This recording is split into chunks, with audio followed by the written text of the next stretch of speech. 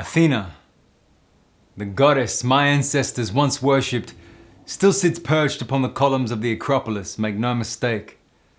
The circling owl that would sit on Socrates' shoulder, whisper into the ear of Pythagoras, and who wiped the tears from my great, great, great, great grandmother's face.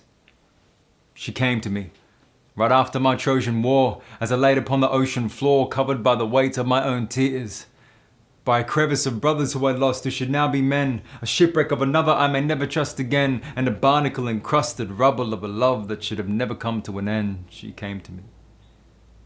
She loomed as large as my own pain, spread her wings to be the size of my own faith, and motioned me to take from her that which would now be used to inscribe my own name. She closed her eyes as I grasped the feather and hardly quivered as I ripped the quill from her chest. "Take it," she said.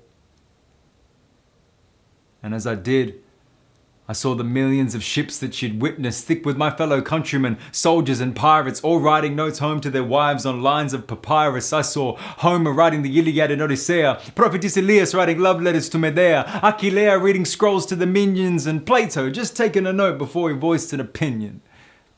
I saw them all. And at that moment, Apollo stood forth, took the quill from my hand, took the black, sticky ink from the most ancient squid and filled it and said, "Luka, write with this ink. May it come to your defense as it has for this old squid against every fisherman who has ever lived, as it has for every anarchist, freedom fighter and activist. They'll tell you actions speak louder than words until your words make people act like this." And at that moment, King Constantino stood forth and sang, "Christos anesti ek nekron, thanaton, thanaton patisas και της έτης μνήμαζι ζωή χαρισάμενο."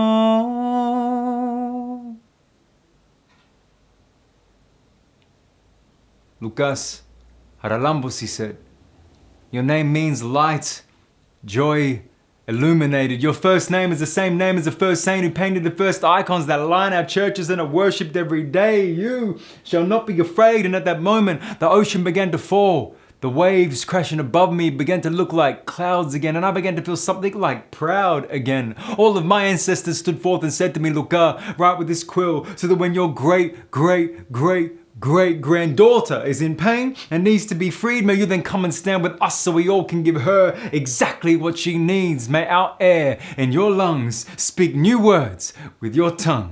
Sikopano, stand up, son. You have only just begun."